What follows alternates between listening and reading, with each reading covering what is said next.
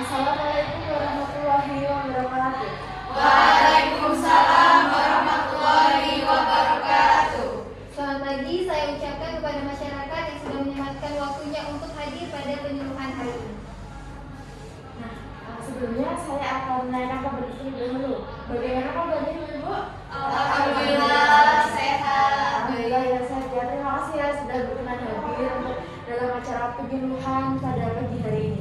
Nah sebelumnya, perkenalkan nama saya Rasmani Julianti. Di sini saya ditugaskan dari Puskesmas Unisa Yogyakarta dan rekan saya. Perkenalkan, nama saya Joko Hayati. Saya ditugaskan dari Puskesmas Unisa Yogyakarta. Di sini ada nggak ya ibu-ibu yang sudah melakukan pemeriksaan di Puskesmas Unisa Yogyakarta? Belum. Baik ibu, jika ingin melakukan pemeriksaan atau melakukan diskusi, silakan datang di Puskesmas Unisa Yogyakarta di Jalan Siliwangi, Ring Road Barat, Sleman, Yogyakarta. Baik, ibu-ibu di sini ada yang tahu apa tema dari penyuluhan hari ini? Belum. Nggak ada yang tahu, Bu? Saya tidak membaca di pamfletnya ya Mbak jawabannya. Ya, Ibu, jadi tema pada pagi hari ini yaitu edukasi kesehatan ibu hamil pada trimester pertama. Nah, nanti ada juga tujuannya. Jadi tujuan ibu-ibu datang ke sini tuh ada maksudnya gitu. Nah, tujuannya itu untuk mengetahui perubahan apa saja sih yang mungkin dialami selama proses kehamilan dan bagaimana cara menjaga kehamilan pada trimester pertama ini. Baik Ibu, sebelum kami menjelaskan penyuluhan hari ini, kami akan membagikan flat untuk ibu-ibu bisa baca dan menyimak sembari kami menjelaskan.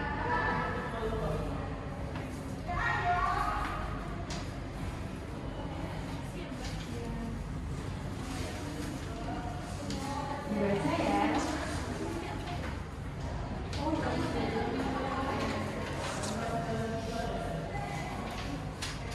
Kurang satu ya?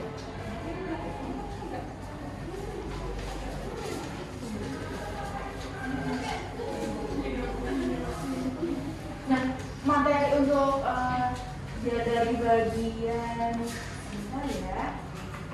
Untuk apa itu trimester pertama, apa saja perubahan yang dialami ibu, mungkin akan dijelaskan oleh rekan saya, Mbak Yoman. Waktu dan tempat saya persilakan.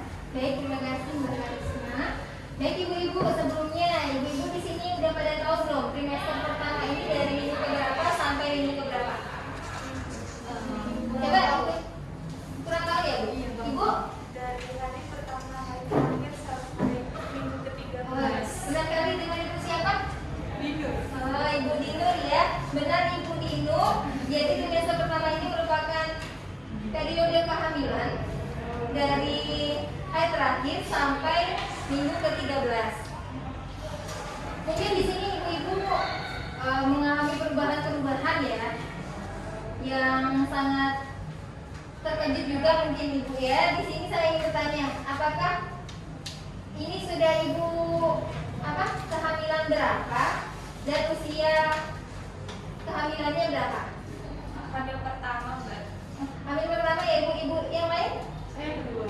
Kedua, usia kehamilannya Bu? Sudah 10 minggu. 10 minggu. Ibu? Hamil pertama juga. Ibu yang di belakang? Jadi di sini rata usianya mungkin 1 sampai 10 minggu ya yang di sini. Baik. Saya ingin bertanya kepada Ibu, apa sih hal yang sangat mengganggu aktivitas Ibu dari perubahan kehamilan ini? Sering mual-mual, Mbak. Oh, sering mual dan muntah ya. Tapi Ibu masih sering makan? Dikit-dikit. Oh, dikit-dikit ya. Bagus Ibu. Jadi emang ini mual dan muntah ini adalah salah satu perubahannya. Ini sangat wajar ya Ibu, karena ini terjadi karena peningkatan hormon Ibu. Jadi untuk mengurangi mual dan muntah ini, Ibu tidak boleh langsung tidak mau makan. Jadi Ibu harus lebih makannya sedikit-sedikit, tapi sering ya Ibu. Walaupun setelah itu mungkin mual dan muntah lagi, tetapi tidak apa-apa. Ibu harus memaksakan karena ini berpengaruh kepada proses perkembangan janin Ibu. Selanjutnya, pasti Ibu di sini sering mengalami pusing dan mudah lelah ya. Apa di sini ada ibu-ibu yang masih bekerja? bekerja? Oh iya, saya kerja basket tadi ya. Oh, ibu bekerjanya di mana ibu? Saya di kantor. Oh, masih bekerja seperti biasa ya ibu? Iya. Untuk mengurangi pusing dan lelahnya bagaimana caranya? Kalau ini biasanya saya istirahatkan dulu dan berbanyak minum air putih. Iya. Tetapi tidak sampai lemas sekali ya ibu? Iya. Masih bisa untuk bekerja. Iya. Jadi ini ibu-ibu pada masa ini tubuh ini memproduksi banyak darah untuk membawa nutrisi ke janin. Jadi oleh karena itu tekanan darah ibu menjadi rendah dan gula darah ibu semakin rendah juga. Ini pasti menyebabkan pusing ya ibu karena tekanan darah rendah dan gula darahnya rendah. Setelah itu aktivitas ini sangat wajar juga karena aktivitas janin itu sangat mempengaruhi ibu mudah lelah. Jadi mungkin kegiatan sehari-hari saja ibu sudah mulai kenapa ya saya cepat lelah, pusing, seperti itu. Tapi tidak apa-apa ya ibu, wajar ibu tetap beristirahat, mengurangi aktivitas-aktivitas yang berat. Baik, selanjutnya mungkin ibu sering mengeluh, sering buang air kecil ya, sering pipis. Habis itu kenapa sih saya ini kok pipis baru sampai bosan ya ibu, kadang juga pengen aduh nggak usah pipis, ditahan aja. Itu tidak boleh ya ibu, itu nanti sangat berpengaruh ke janin ibu. Ini juga wajar bu, tetapi untuk itu ibu bisa mungkin setelah pipis kamar mandi diusahakan tetap kering ya ibu, untuk mengurangi itu kok komplikasi. Atau ibu bisa juga langsung ngepel atau dilap saja, itu biar ibu tidak mengalami mungkin bisa kepleset. Kan trimester pertama ini sangat rentan akan abortus atau keguguran. Selanjutnya payudara yang membesar dan nyeri. Baik ibu, ini dikarenakan saluran air susu baru ibu berkembang untuk mempersiapkan menyusui janin ibu. Selanjutnya mungkin di sini ibu ada perubahan kulit atau stigmat. Ada ibu di sini yang sudah muncul stigmat? Ibu yang lain? Banyak ya yang sudah muncul stigmat. Ini karena peregangan kulit ibu. Jadi ini juga berhubungan dengan peningkatan berat badan. Mungkin ibu juga banyak sudah naik berapa kilo ibu di sini? Masih normal ya bu. Mungkin peningkatan berat badan ini yang berat badannya normal dari 6 sampai 13 kilo. Jika berat badannya hampir melebihi normal, itu dari 6 sampai 11 kilo. Itu wajar ya peningkatan berat badan. Jadi untuk sperma tadi mungkin akan muncul pada area di bawah pusat sampai ke rambut kemaluan. Nanti itu lama-lama akan memudar setelah ibu melahirkan ya ibu. Jangan di apa? Mungkin jika gatal, mungkin itu juga gatal. Jadi diusap saja. Ya, jadi nggak usah digaruk. Iya, dari pakai itu nanti menambah stres. Kalau garuk pakai susu, Jangan ibu, itu malah nambah menyebar kemana-mana ya mbak. Itu nanti akan lebih, nanti munculnya akan lebih banyak. Selanjutnya kebutuhan nutrisi. Pasti ibu-ibu di sini ada beberapa yang saya nggak suka makan ini, saya nggak suka makan itu. Ada nggak bu di sini yang nggak suka makan sayur? masih suka sih. Suka. Saya tidak suka. Tidak suka. Ibu siapa namanya? Manda. Oh ibu Manda. Ibu Manda tidak sukanya makan sayur, semua sayur atau beberapa saja? Beberapa saja. Oh, beberapa saja. Misalnya sayur apa mbak? Yang disukai, Ya. yang disukai kayak Wortel masih suka ya. Atau ibu di sini ada yang ada alergi ikan? Tidak ada? alhamdulillah Mbak. Oh tidak ada ya. Ibu yang di belakang? Tidak ada juga. Kebutuhan nutrisi ini sangat penting untuk perkembangan janin.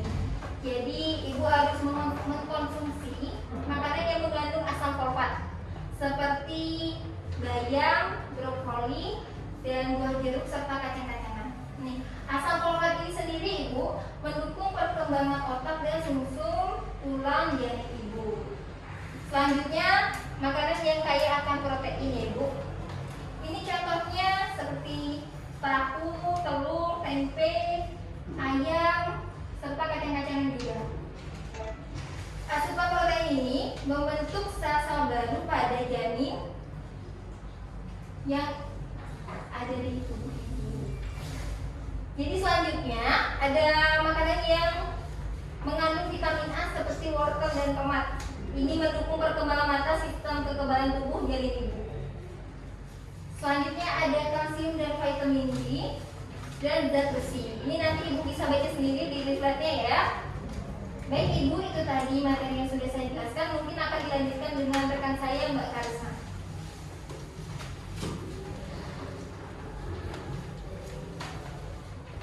Baik, Ibu tadi kan sudah dijelaskan oleh Mbak Iman ya terkait dengan nutrisi apa saja yang dibutuhkan para kehamilan. Di sini saya akan menjelaskan apa aja sih yang harus dihindari pada saat proses kehamilan berlangsung. Nah, sebelumnya saya mau tanya dulu nih, suami ibu ini ada yang aktif merokok atau tidak ya? Ada ya, banyak sekali ya. Nah, perokok sendiri itu kan udah bahaya ya buat tubuh kita ya, apalagi nanti kalau suami ibu merokok terus sampai terhirup ibu nanti masuk ke janin itu juga bahaya. Nah, cara mengatasinya itu gimana? Cara mengatasinya itu nanti ibu-ibu mengedukasi suaminya dengan cara bahaya apa aja sih yang mungkin terjadi kalau suaminya itu merokok gitu ya ibu-ibu. Nah, yang kedua, ada nggak ibu-ibu tuh yang suka minum kopi atau alkohol seperti itu?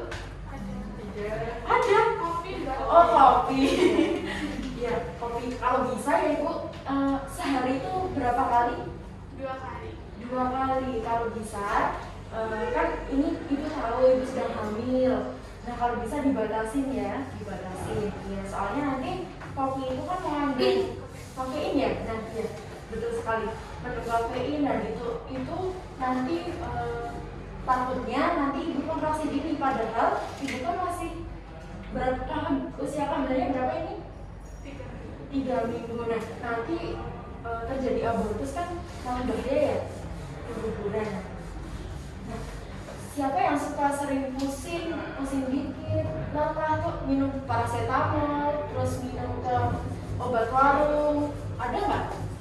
Oh, ibu ya, ibu namanya ibu siapa? Ibu Jana. Ibu Jana. Oh, besok lagi ya Bu. Kan kalau obat itu kan tidak semuanya itu indikasinya boleh untuk hamil. Kalau bisa, nah ibu cukup istirahat saja. Seperti itu ya. Tapi saya pas habis minum tuh langsung merasa udah enakan gitu. Langsung udah enakan ya. Ya mungkin Jadi kayak tergantung. tergantung kalau bisa ya ibu ya. Kan itu kan bahaya buat janin ibu. Itu kalau bisa dibatasi untuk istirahat yang cukup itu sudah cukup. Kalau bisa dibatasin ya. Nah, untuk yang keempat yaitu siapa di sini yang suka sushi? Saya Suka ibu siapa namanya dari tadi? Dinur, oh iya. Kalau bisa ya ibu kan itu sushi kan mentah ya. Nah itu nggak bagus buat janin. kalau udah enggak kan kata orang tuh kalau saya kayak gitu nanti aku diabetes. Nah, ngidam itu biasanya cuma kalau pikir itu aja, nanti bisa dirubah. Oh, aku pengen ini gitu. Oh, tapi ini nggak bagus buat janin saya gitu. Itu bisa dibatasi dengan cara mungkin ibu makan ikan sarden itu yang matang gitu. Nah, untuk yang terakhir yaitu makan sarden itu juga tidak bagus untuk kesehatan janin. Nah, itu tadi kan hal-hal yang harus dihindari ya. Sekarang saya akan menjelaskan hal-hal yang cara menjaga kehamilan. Nah, siapa di sini yang malas minum air putih? Saya Oh, dengan ibu siapa? Dina. Oh, ibu Dina. Kenapa tuh nggak suka minum air putih? Gak suka aja kayak kalau minum air putih itu kalau sih harus Seperti harus yang es. Oh, harus yang es ya? Oh, kalau bisa ya Bu ya. Karena air putih kan bagus tuh untuk kesehatan. Apalagi pas sudah hamil itu bagus banget untuk air itu baru ibu nanti biar sehat biar bersih juga ya Bu ya.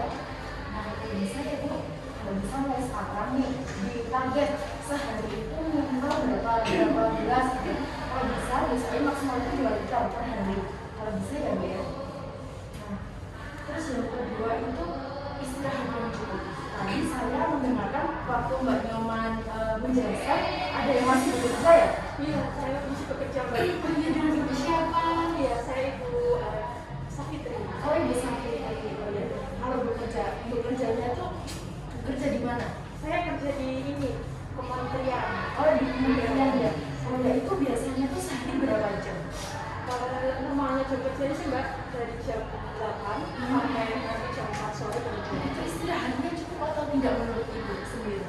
Karena saya sudah terbiasa, jadi ya biasa saja masih cukup gitu. Masih cukup ya. Nah kalau bisa ya Bu, kan ibu sedang hamil trimester pertama ya kalau ibu mengandung usia anak berapa ibu? Kedua ya kalau bisa. Ini kan harus istirahat yang cukup ya biar menjaga itu. Kalau bisa boleh nggak sih cuti di kementerian itu? Oh, boleh Mbak, tapi biasanya kan cutinya kalau udah dekat pengelahiran ya. Oh iya. Kalau bisa nanti diajukan proses cuti ya biar bagus juga untuk janinnya. Dan satu yang ketiga yaitu olahraga. Ibu yang di belakang ini sih olahraga apa enggak ya? Kan kita sering ngadain olahraga bareng. Senang banget. Dia senang apa kalau biasanya tahu? Senang tapi olahraga ya. Oh, bagus sekali. Tapi ini juga ya durasi yang digunakan untuk senam jangan terlalu berhasil, jangan terlalu yang berat-berat juga. Kalau bisa secukupnya saja. Dan yang ketiga yaitu yang terakhir itu mungkin dari stres.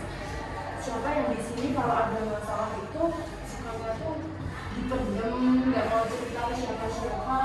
Ada? Saya. Oh, ibu siapa? Ibu? Ita. Oh iya, kalau bisa ya bukan. Kan ibunya gimana? Orang normal aja kalau stres kan bawaannya, ini gimana gitu ya. Kalau bisa.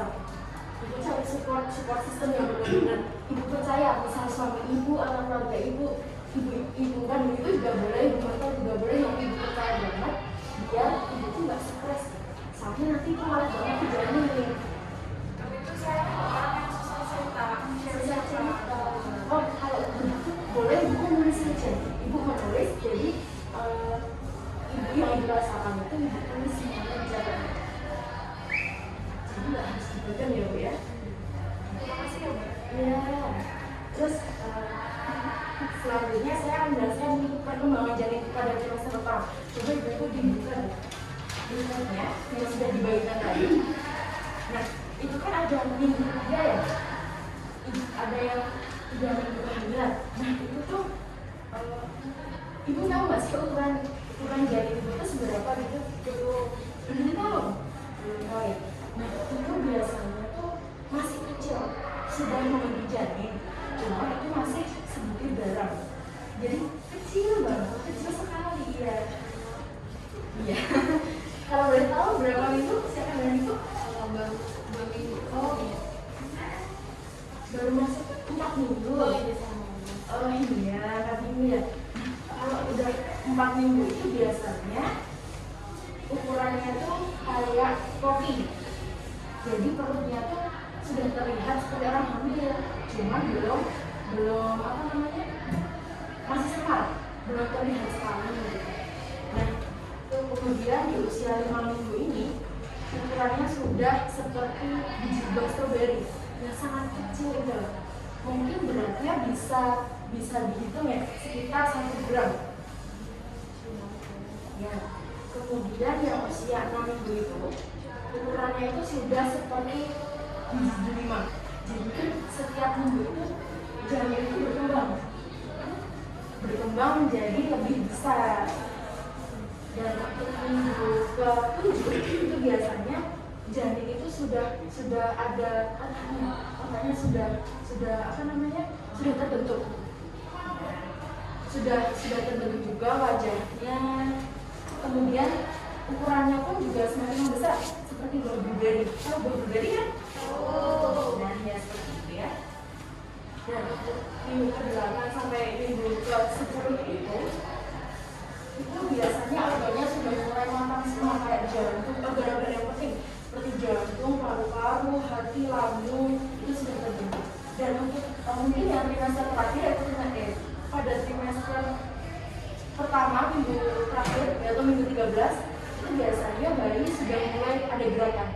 Jadi kalau ada bayi ada gerakan itu jangan khawatir, itu emang wajar. Apakah ada yang ingin ditanyakan? Saya Pak, Apa enggak? saya tuh kalau masak kan suka bau sama bau putih suka muntah gitu. Itu gimana ya Kak? Oh iya, mungkin itu nanti bisa dijawab oleh Mbak Nyoman. Baik, Ibu Dinur ya, tadi Ibu lalu kalau membawa masakan seperti bawang putih itu sering langsung mual ya? Iya, padahal saya tuh mau masakin buat suami saya. Ada nggak sih cara Ibu untuk mengatasinya lebih dulu? Apa Ibu langsung tidak mau masak lagi? Tidak mau masak karena mau banget. Jadi ada beberapa cara ya Ibu untuk mengatasi muntah karena bau-bau seperti bawang putih Ibu tadi. Mungkin Ibu bisa taruh pewangi ruangan di dapur Ibu, atau Ibu bisa memasaknya memasak memakai masker. Itu sangat mengurangi untuk kita menghirup bau-bau tersebut. Bisa dipahami ya Ibu? Masih apa? Apakah ada pertanyaan lagi? Sudah? Oh, sudah. Berhubung ini kan semuanya sudah selesai ya. Terus waktunya ini juga sudah selesai juga.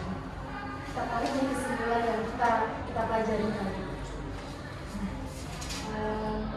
Banyak ya perubahan-perubahan yang dialami oleh ibu, apalagi kehamilan di trimester pertama. Mungkin untuk kehamilan yang pertama ya mungkin masih awam dalam kehamilan gitu. Tapi untuk mungkin ibu Safitri tadi kan sudah kehamilan kedua, jadi mungkin sudah cukup tahu ya, sudah cukup menguasai gitu. Jadi cara kita untuk mengatasi gangguan atau masalah kita pada saat kehamilan itu mungkin dengan cara kita sering makan, itu makan tapi sedikit demi sedikit tapi sering. Jangan yang langsung banyak tapi dalam satu waktu, itu tidak baik ya, untuk pencernaan juga tidak baik. Nah itu karena itu sangat ngaruh banget ke janin Dan nutrisi, nutrisi janin itu juga. Nah, dengan cara mengurangi aktivitas dan menghindari hal-hal yang dapat menghambat perkembangan janin, kayak stres tadi, rokok, kopi dan lain-lain itu yang sudah kita pelajari tadi ya Ibu. Sekian penyampaian materi dari kami. Jika ada yang belum paham, maka mungkin bisa mempelajari lagi slide yang sudah kami bagikan tadi. Ya, dipahami ya Ibu ya, dipelajari lagi. Sekian penyampaian dari kami. Jika ada salah kata, kami mohon maaf. Kami tutup ya. Assalamualaikum warahmatullahi wabarakatuh. Waalaikumsalam warahmatullahi wabarakatuh. Terima kasih ya Mbak. Sehat-sehat ya Ibu ya. Lanjutkan sampai proses persalinan. Amin. Terima kasih Ibu. Terima kasih Bu. Maaf dulu ya Bu ya.